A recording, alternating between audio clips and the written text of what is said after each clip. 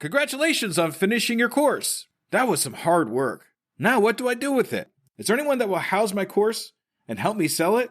What if I can get an entire team to help me sell my course that I worked so hard on?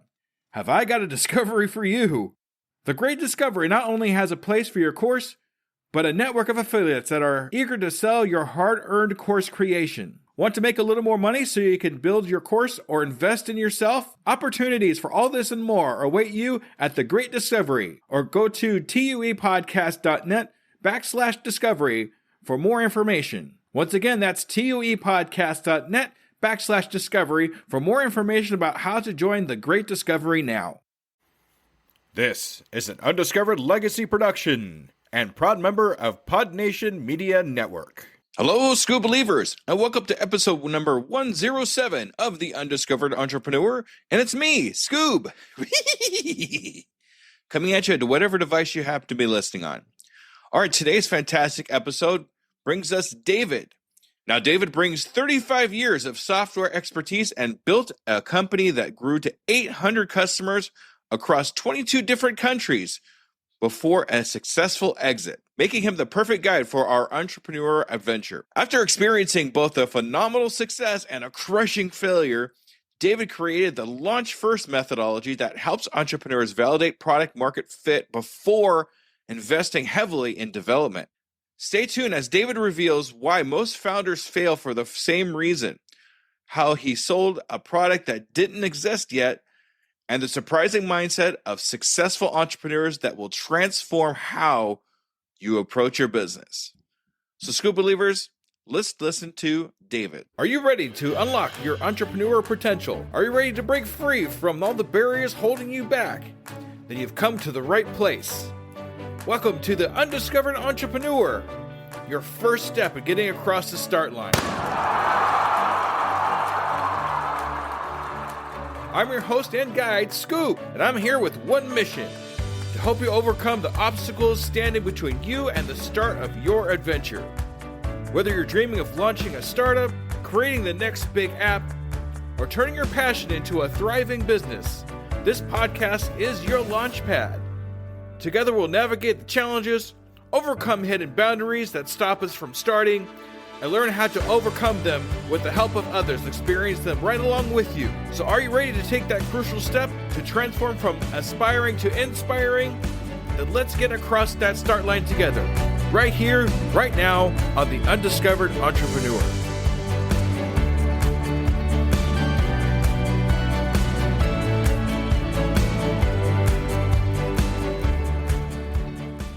Salutations, Scoob Believers, and we are here again with another amazing entrepreneur. Today we're interviewing an experienced entrepreneur. Today we're talking to Dave. Hey, Dave, how's it going? It's going great. How about you, Scoob? I'm fantastic. I'm so excited to have this conversation. Thank you so much for taking the time out of your day to be on the Undiscovered Entrepreneur. I super appreciate you. Yes, and I really appreciate you having me on your show. All right, fantastic. All right, so before we go any further, I have kind of a semi-serious question to ask you. Okay, you ready? Okay, I'm ready. All right, here we go. I am ready. All right. Are you a Scoob believer? I am a Scoob believer. All right. Thank you, David. Thanks for being a Scoob believer. That's awesome. All right, Dave. So we're going to get started here. And the first thing I'm going to ask you here is I'd really like to know a little bit more about your origin story, how you actually got started in your business, how you got across the start line, what your experience was in that.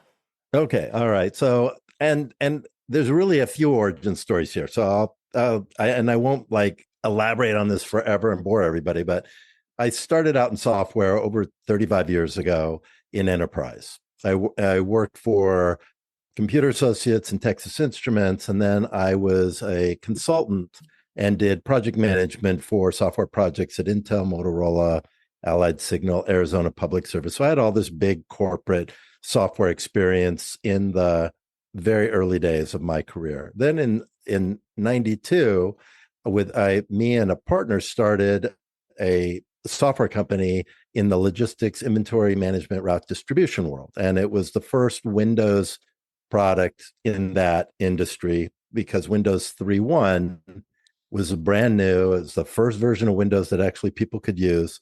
And people were looking for something that was for small companies that could use something on a PC instead of having to get a big Unix box and green screen. And this is a long time ago, 92. And we didn't start this company with the idea that we're going to build a big company. We did it with the idea that we knew we wanted to start a software company at some point. We thought we could get our feet wet in this industry and basically food and snack food distribution. And despite every effort on both our parts, we ended up building the company up to 800 customers in 22 countries over the next 8 years. And we sold it in 2000 to a publicly traded firm out of Toronto. And so that was my first experience. I was VP of products for that company for the next few years, and I had a successful exit. Then a few years later, I started another software company, and that one, I didn't follow the same playbook. I thought I knew what I was doing, and I didn't. And that one I failed. So now I'm licking my wounds from my second software company, which was a failure, thinking to myself, wait a minute, what happened? Because the first one was successful. Anyway, so from the ashes of that a failure, I started my current company, Techies. That was 18 years ago. And since then, we've worked with over 90 software startups, mostly B2B software startups. A few of them really successful, but the vast majority of them failed. And they failed all for the same reason, and for the same reason I failed my second time. And that's just they wait way too long to validate product market fit. And the only way you can do that is to start selling your product even before you have it. Anyway, so that's my origin story. It's amazing to me how what we can do with ourselves when we have a subject we really love, when we talk about and we talk about other people, you being software and that kind of thing. But when we first start out, it's not like we know this is what we're going to do, but we've learned all these great things along the way. It's like, why don't we turn that into something? Right. And that's exactly what you did, is you turned it into the software programs. I mean, we got to be close to the same age, because I'm remembering just about everything you're talking about here. So, right, yeah. So that's great. I really love that. And we never really know exactly what we're doing. I mean, that's kind of part of the fun if you really think about it. It is. It is. And thank God we don't know what we're doing, because if we look back at 3 or 4 years later, think, oh God, I'm glad I didn't know what I was getting myself into, or I might never have done this. But now I'm here and I've built something. And I see that often for the entrepreneurs that find a path to success. Yeah, that's right. I think it's more fun not to know what I'm doing, because I really like to not know what to expect out of whatever I do, a failure or anything positive or anything like that. I'm just glad to be doing it. Yes, I agree. And me too. And me too. And it's really so. But here, I mean, if we want to talk about what founders often do that is a big mistake, I think if I can, and this is the same mistake I've made, right? And that's, you have this vision and you believe in yourself, and you think if you just keep that belief and you keep your vision in front of you, you're going to be successful. Those are code words for I'm going to fail. So, because there's no clinical exercise in that process. There's a belief system and basically a religion you build up about the reality that doesn't exist yet. So a lot of founders, and I've done it myself, we start by wearing a black robe and preaching this is what we're going to do. This is why it's going to be successful. And we're confident and we believe and we have this vision. And you need a vision. You need to have some belief just to get started, right? But then you want to take the black robe off and fold it up and put it away and put on the white coat and turn it into a clinician. And everything has to be measured and everything has to be tested. And you have to recognize that everything that you believe in are all assumptions. And if you can't prove those assumptions are real, then you don't have a business to build. So it's all about testing and proving and testing and proving. So the follow-up to that is founders who love their product and their ideas are going to very often fail. And the ones that love the problem and want to spend their time talking to their customers, those are the ones that are going to find a path to success. That's just it. I mean, we got to love the problem. It's almost essential. It's nice to love the product, but you fall in love with the product, and it's like you start preaching about the product, but nobody's there listening because it's not part of the process, really. It's just you beating your chest and trying to yell out into the world, "Hey, I got this thing." But if you love the problem and you work with the problem, you can get over that problem. That's part of what we do. and you just continue to understand the problem better and better, because that's where your love is the problem and the struggle that your clients are facing. That's why you're getting in. That's why you're trying to create a product, is to solve these problems, right?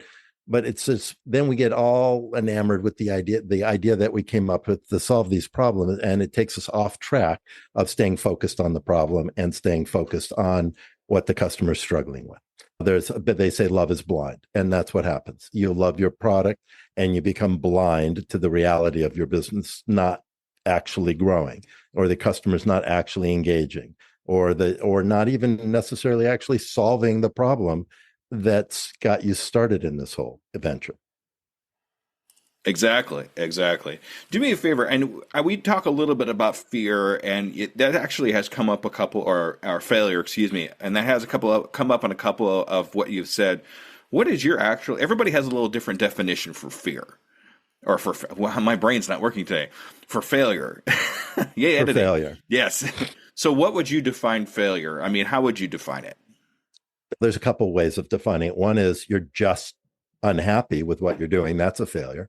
You don't get into a startup with the idea that you're going to hate what you're doing.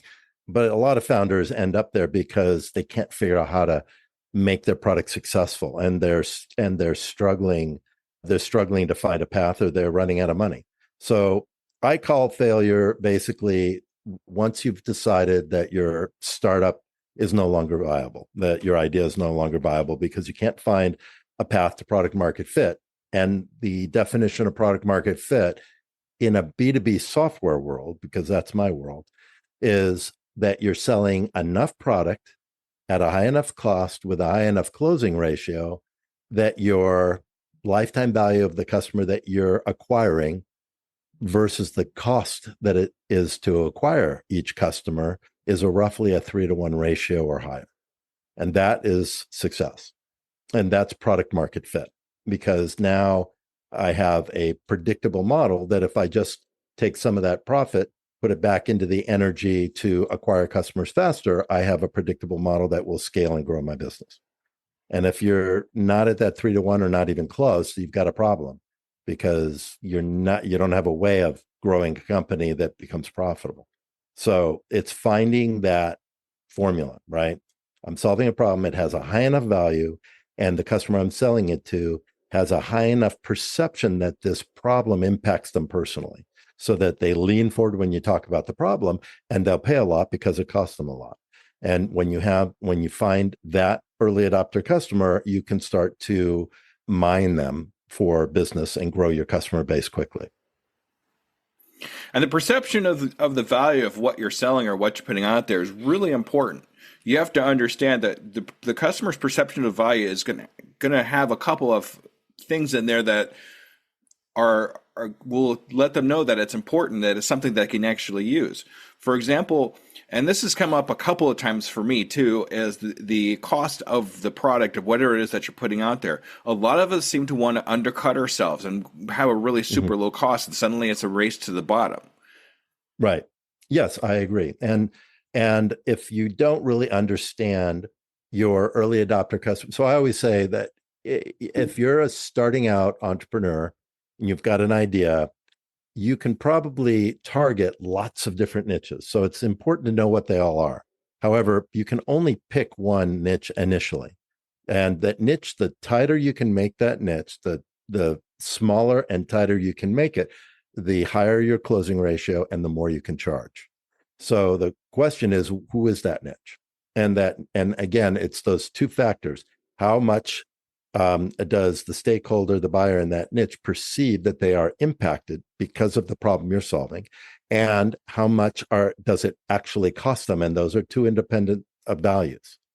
You could have a niche where the cost is really high because of that problem, but there's no political will in the organization to solve it because it just does. Everybody else is struggling with this. Why do we care? We have more important initiatives, right? And so you can't get their attention because nobody cares. Right? You're going to have the opposite problem. You've got a really high impact problem from a perception perspective. I talked to the stakeholder who would be buying your product, hates that problem. It drives me crazy. I'm not going to survive if I don't find a way to solve this problem. But when you actually look at the cost of that problem, it's hardly anything. So you can't charge much and they're not going to pay much, right? But if you come up with a cheap enough problem, they'll buy it immediately. The problem is you can't make money that way. So that's not a good early adopter niche either. So you have to find where both of those things are high in a really tight niche. And the reason it has to be really tight is because you have to have language that speaks directly to that person, where you can articulate what's the root level problem that they are struggling with. And when I say root problem, I mean it starts out with, I hate this problem, or this problem is going to kill me because if I don't solve it, then I'm going to lose my this, or my competitor's going to eat me alive, or I'm going to go out of business, or I'm going to lose my job, or I have no career future, or whatever it is. It's very personal when you get to the root level of that problem. And that's what you want to be able to articulate back. You say that root problem to that stakeholder, and they lean forward and they go, you understand my problem, and do you have something that can fix it? And now they're listening. So that's why that niche needs to be very tight and well-defined. Fantastic. Great advice, David. Super appreciate that. I hope everybody was listening to that. Take notes, whatever you need to do. That was some good stuff right there, y'all. All right. You know, Dave, like I said, we're all new entrepreneurs here, and you help new entrepreneurs kind of get started. I could tell by the name, it's launch first. And that's something we all talk about because we're all launching something. But what do you think holds back a lot of new entrepreneurs getting across the start? Is there one or two things you come across in your experience that holds us back from getting started? Yeah, there are a few things. We'll start with just before this, we were talking about imposter syndrome. That's one of them. The people, and there is no such thing as an imposter because we're all imposters. So just own your imposterness, right? And be proud of it. Don't worry about it. It just doesn't matter. You're the only one that really cares about feeling like you're an imposter. And we've all felt it. I'm not saying this I don't say this stuff out of hubris. I say it out of hard knocks because I've struggled with a lot of the same things at times. People don't care that you feel like you're an imposter, or you might be an imposter, right? So just fake it until you make it. And that's what all successful entrepreneurs do. It's the rare entrepreneur that actually has all the credibility in the world in the thing that they're trying to do. It's the vast majority that don't have that credibility, but they're putting forward a persona that's credible. And as long as you're being honest to your customers that you're going to deliver what you say you are, then you have credibility. And that's all that's all anybody expects. So give up be kind to yourself. You're not really an imposter, or own the fact that you're an imposter, and it just doesn't matter as long as you deliver value to your clients or customers or whatever the product is or services that you're providing. So that's one thing. The second thing is it doesn't have to be perfect. And we also talked about this at the beginning. I have watched software startups go bankrupt and never release a product because they just couldn't accept the fact that the product wasn't perfect, and people might have a problem because they see either because there's bugs or it's just missing features, and so they feel like it just doesn't express the vision that they have in their mind, and so they spend 2.5 3 years, I am not kidding, and I'm sending emails begging them to launch the product, and then they go bankrupt because they run out of money. I've had this happen more than once. I'm not going to stop developing because it's their product and they want to keep going forward. But I beg them to launch it. This is good enough. Why do you need all these features? If people struggle with the product, that will inform you and give you a lot of really important information that you won't have if you don't put the product out in the market.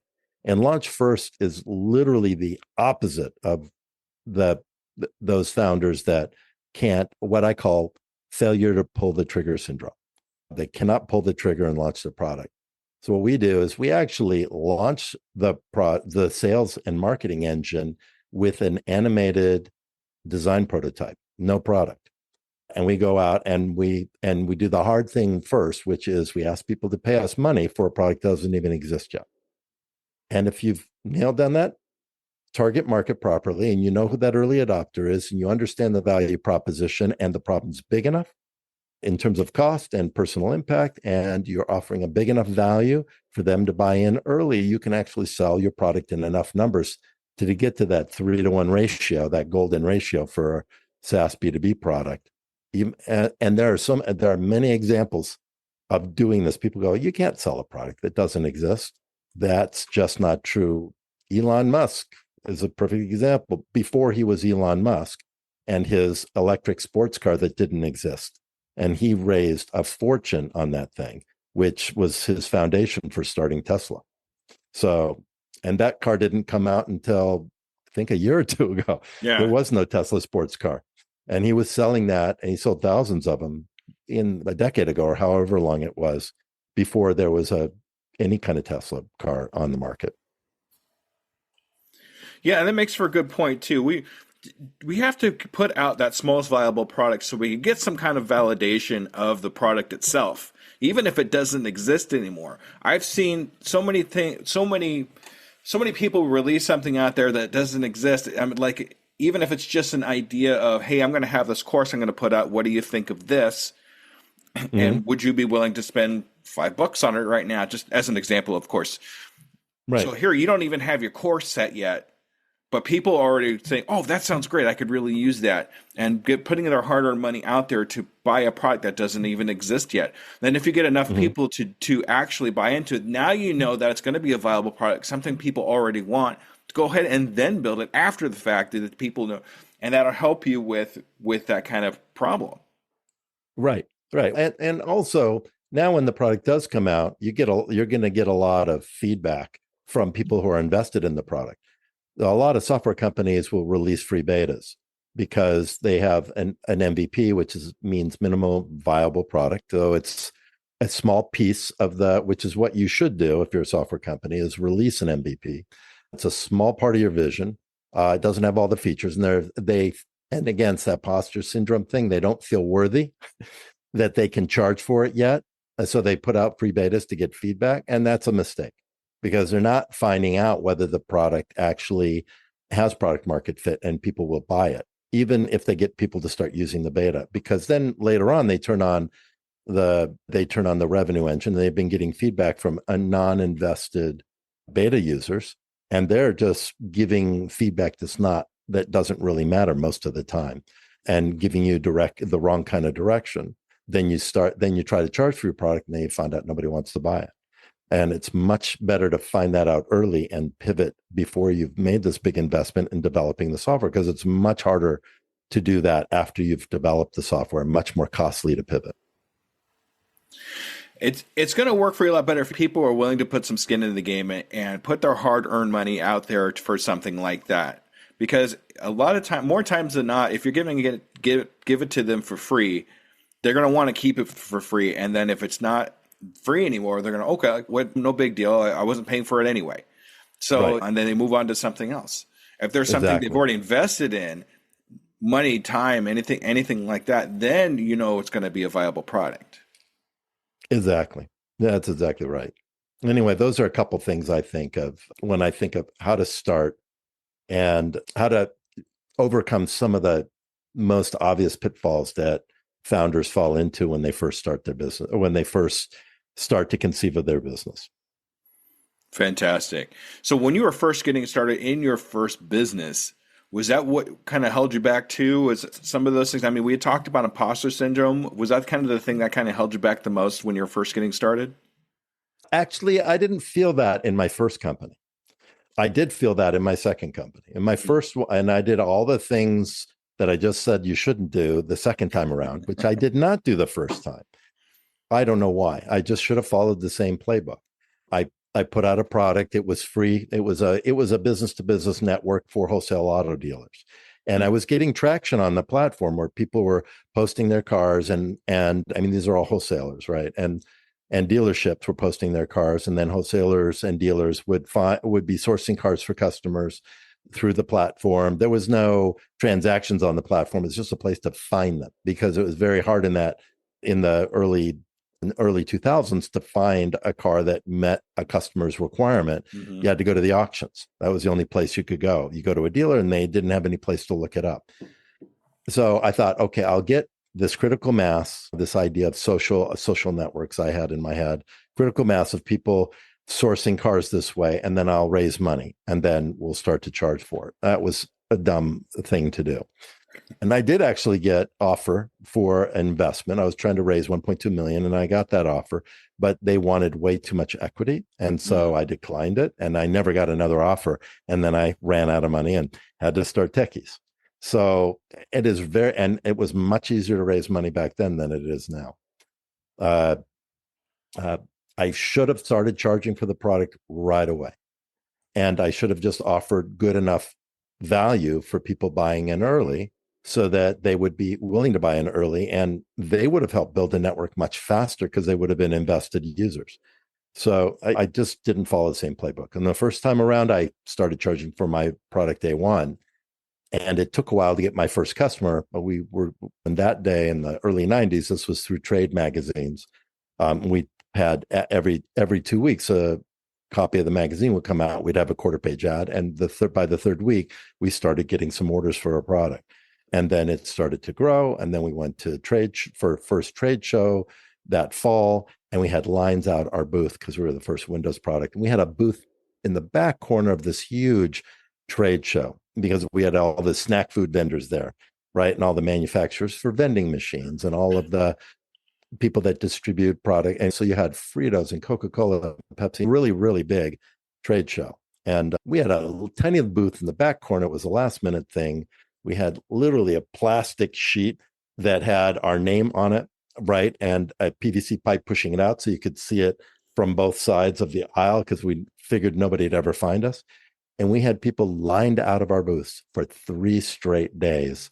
We had security coming over, telling us we had to break up the crowds, and we would just wave them away, say they're not our responsibility. You got and for 3 days we didn't eat from the time the show would start every morning until it closed in the evening, and about 45 minutes later we wouldn't eat the whole day because there was no time. We're just demo, and selling, and we sold lots and lots of our software those first trade show. So we had no idea whether we were imposters or what, but we had the cheapest booth in the whole place and probably the busiest booth in the whole show.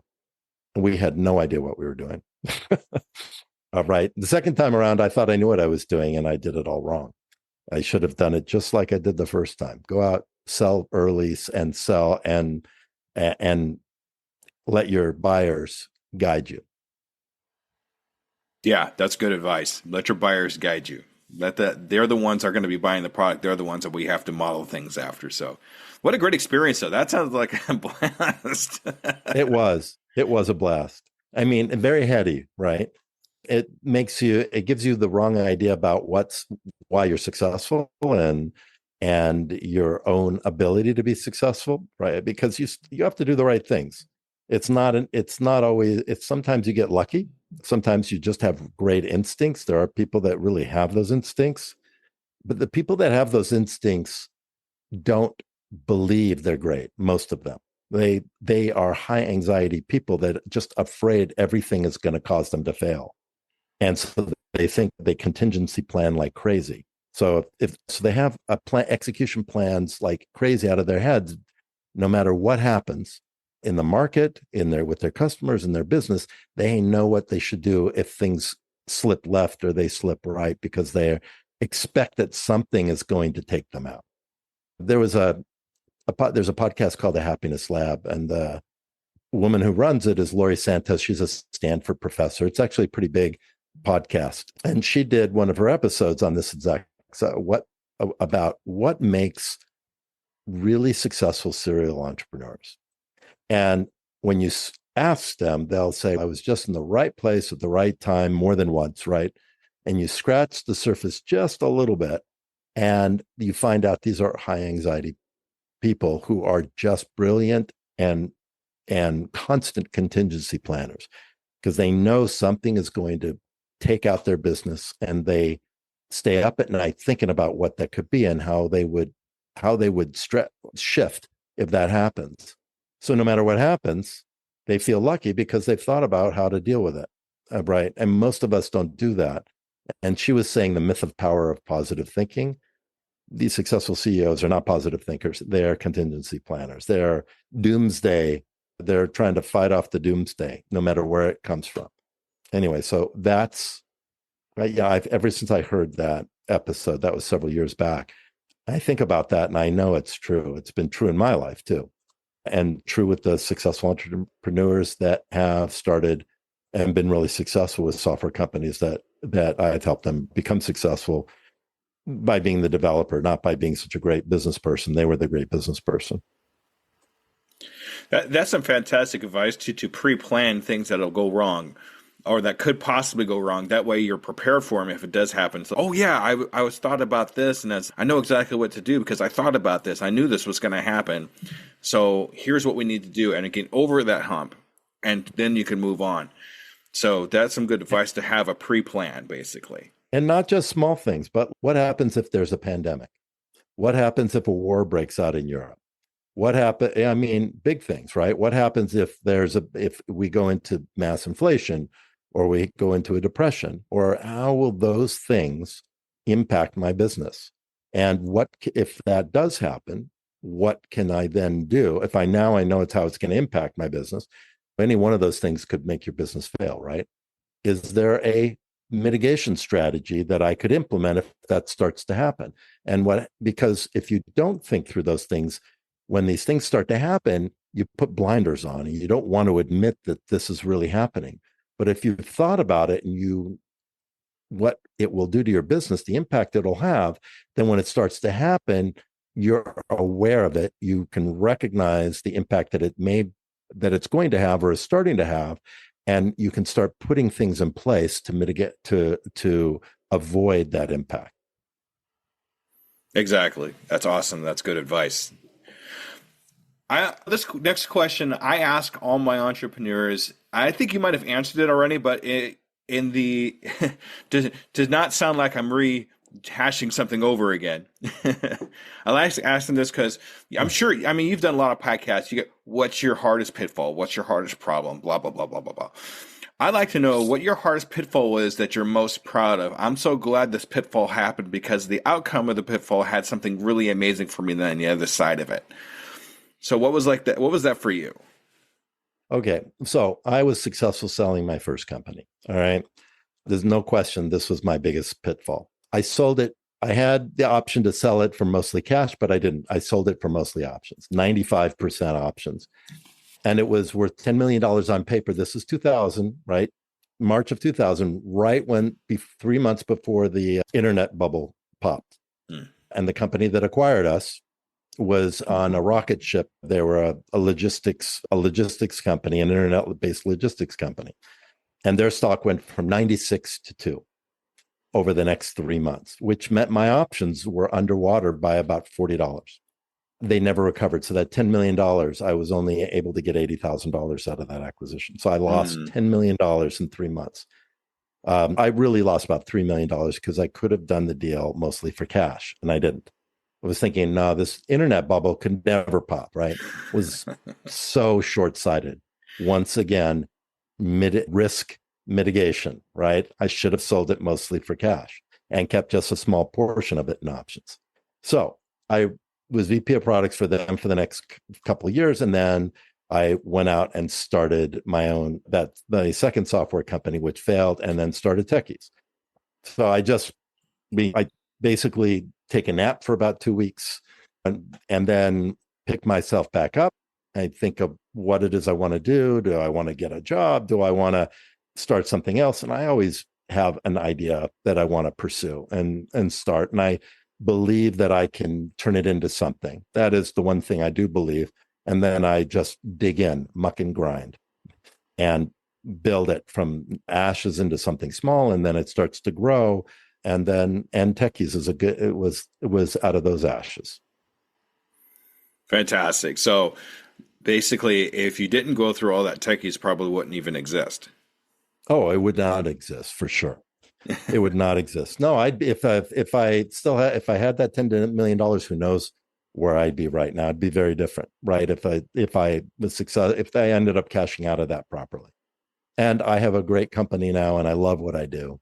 And I've learned more than I can say working with so many different entrepreneurs and startups. I'm watching and from a lot of their failures and some of their successes. And I say some of their successes because a few of them are very successful, but most of them not, right? So that's why I came up with Launch First methodology, because it's a way of really mitigating risk and getting to cash flow quickly.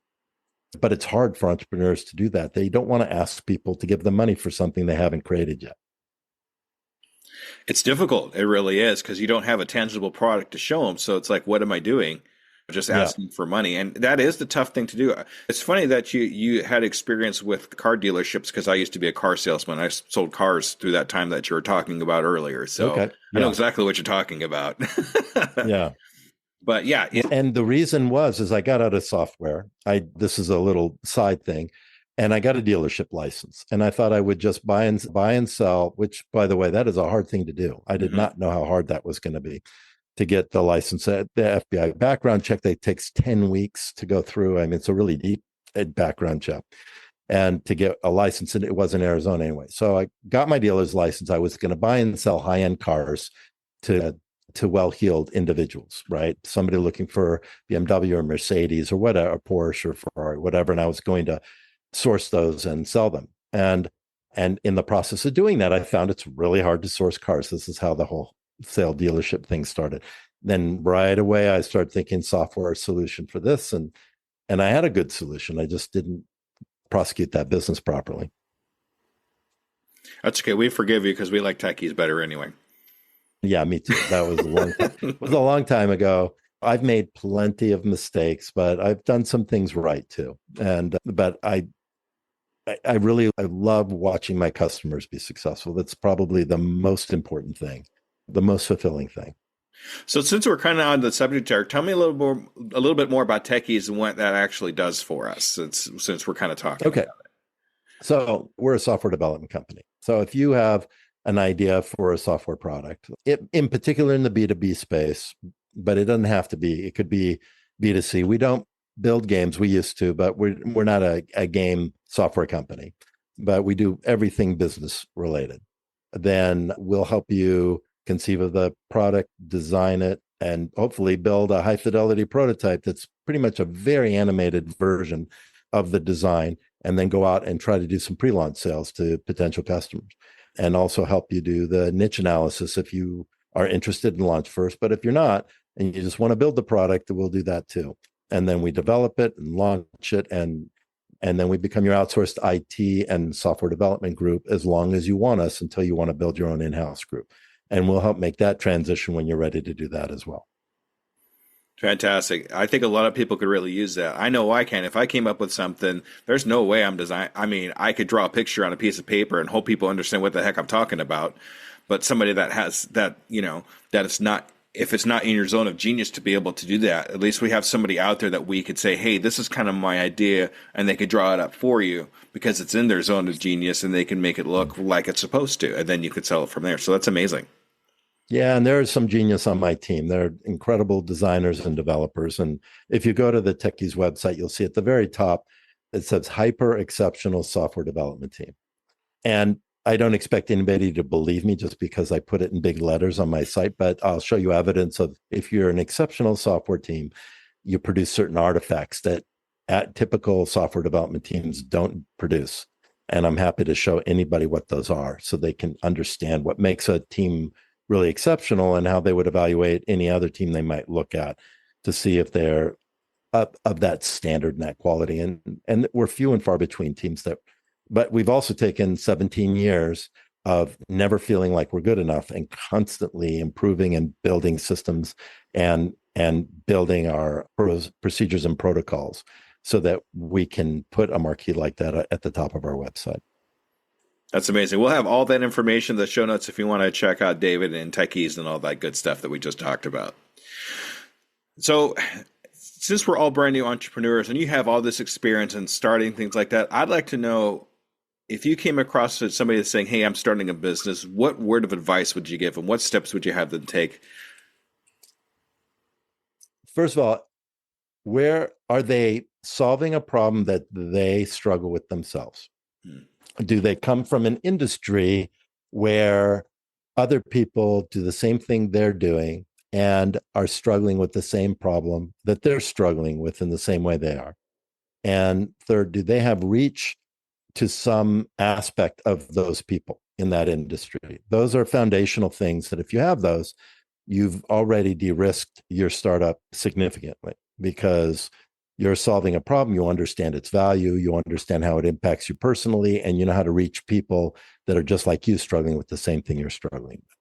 If you've got a great idea for the next social network that's going to put Facebook away, I would suggest just enjoy the fantasy that you can do that and don't pursue it. It's people think that you have to come up with a unicorn idea, and that's also code words for I'm going to fail. Yeah, if you build something of real value, you should be shooting for $1 million in revenue in a couple of years, 3 to 5 million in 3 to 5 years. And that will build a beautiful lifestyle and a growing profit, and your evaluation that can give you multiples of that in 5 years. You could have a 10, 15, $20 million exit. That's pretty solidly successful from my perspective. That doesn't mean it won't accelerate and explode, right? But just setting your sights on just solving a problem and then quantifying that problem, quantifying its solution from a value perspective, so that you're generating income for the problem that you're solving for people that, and you're providing them more value than what they're paying. And you'll just build on that. Fantastic. We're going to definitely clip that out. That's some amazing advice. So thank you very much for that, David. I really appreciate that. I should too. Yeah. So all my guests, I do this with all my guests. In 6 months, where do you see you and your company? Do you have a 6-month goal for you and your company? Yeah. So my goals are, I do have 6-month goals. I have a 1-year goal. I've got a 2-year goal and a 3-year goal. So I'm building my company up with the idea that it'll have the infrastructure so it can run independently of me. Right now, it cannot. I've been able to do that on the development side. On the technology delivery side, it runs not completely independently of me, but pretty close to it. My team they don't need me for much anymore, where I used to have to drive it all. Now I need to do that on the business and marketing and sales side. And right now that's completely dependent on me. So that will take me a good probably 2 or 3 years. In the process of doing that, one of the things that I want to transition into is start to become a software company again, as opposed to just a services company. So we'll be a blend, right? We'll still do software development for other people, and we'll have our own products. And these products, again, are coming out of solving our own problems. One of them is a referral partner portal, because there aren't anything out there that's really good for building a referral partner network relationships. There are for channel partners, there are for affiliate marketing, but not for just loose referral partner relationships. So we're building that. And that actually, a MVP will be ready this week for that. And for anybody out there that is interested in using it, it's going to be free for some time to use. And then if you've been using it for free, it'll be grandfathered once we start charging. That whatever you've built, whatever network you've built up in that amount of time, we're not going to charge you for any of that, only for going forward. And the reason is we need to really understand this market better. Right now, we only understand our own needs in this, but we're building it because we need it ourselves.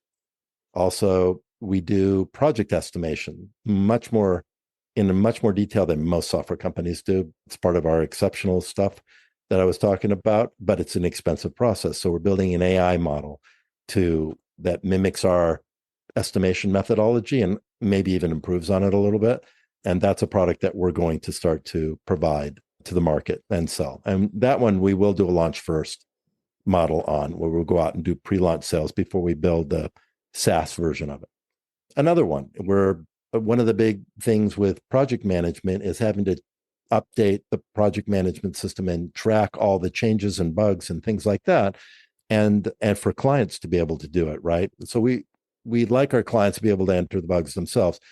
They don't necessarily follow the right format when they do it. They'll often offer put the same thing in multiple times over a period of months. Even our tech team does that, right? And it's hard to realize that so we're building an AI engine that'll have a voice front end where you can talk to it about your project, say, hey, I found a bug, and it knows your project very well and can say, hey, I found a bug. I see that bug's already been reported, and this is the build that it's planned on being fixed in. Do you want to change its priority? Here's the bug. Is that the same bug as the one you have? Or no, this is a new bug. I'll go ahead and enter it for you. When, how high a priority is this? Here's the build plan and things like that.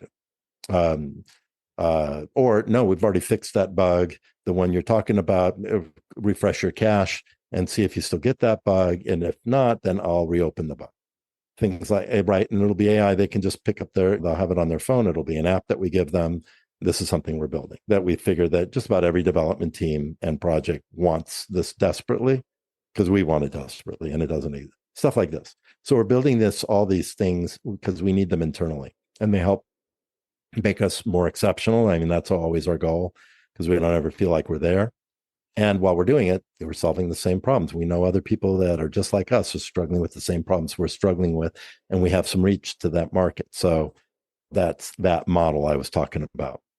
And by the end of the year, we should have 3 or 4 SaaS products on the market. Fantastic. So we're going to integrate a lot of AI into what we're doing there to make things a lot easier for everybody else to do. That's great. So what I'd like to do with you, David, if it's okay with you, is I'd actually like to follow up with you in about 6 months and do another interview like this and see if we've reached those goals and got all those AIs into place and that everything you talked about. Is that okay?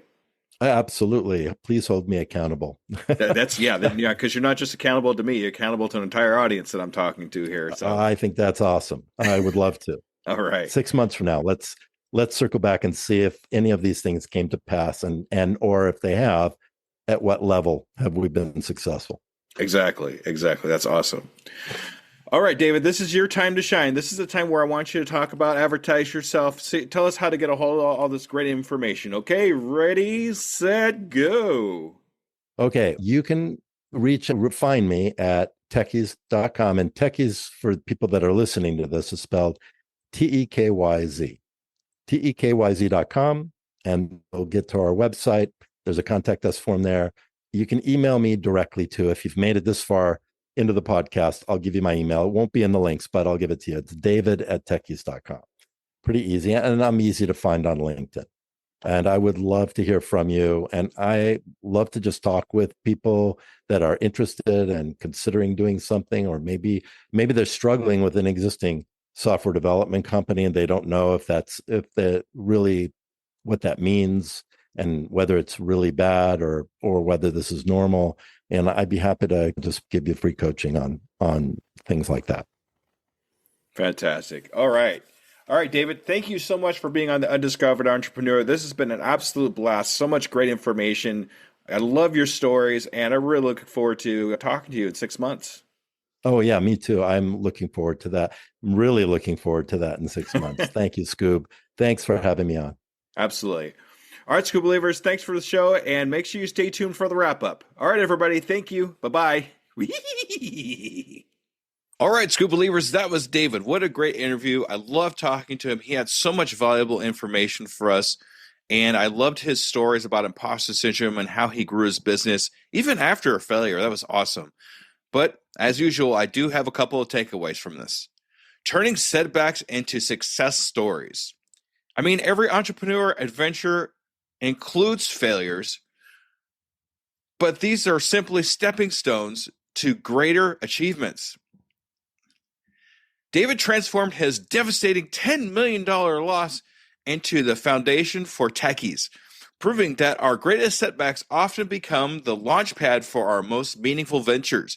Remember that every no, every mistake, and every failed attempt is just redirecting you toward the path where your unique talents will truly shine. And start before you're ready. I mean, you don't need to have perfect product to begin your entrepreneurial adventure.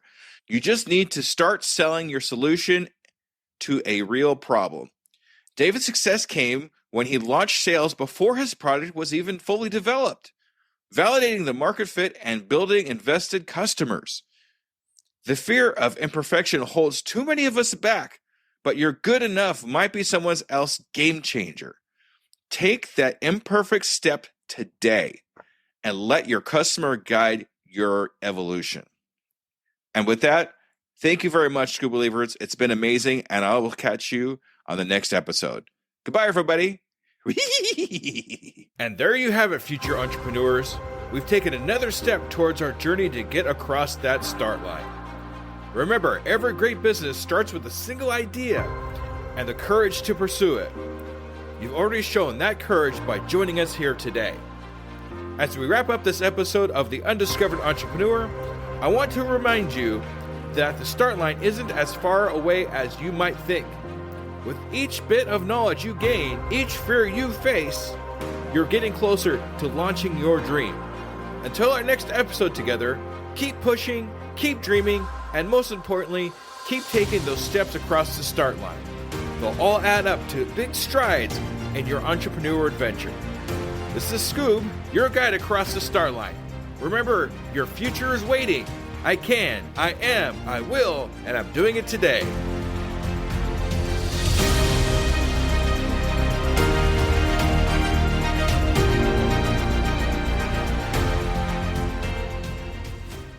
Do you find yourself faltering when speaking in public? You definitely know what you're talking about, but you just can't seem to get over the horrific fear, and imagining people in their underwear is just not working. Whether you're gearing up for a big presentation or just looking to improve your daily communications, Leslie Fiorenzo is your go-to resource for mastering self-promotion, facing your audience fearlessly, and communicating with authority. Don't miss out on your opportunity to elevate your game. Contact Leslie Fiorenzo now, or go to tuepodcast.net/speak to step into the spotlight with confidence. Your adventure in public speaking mastery starts here and now. Don't wait to get your voice heard. Book your free consultation at tuepodcast.net/speak to start your adventure in speaking excellence today.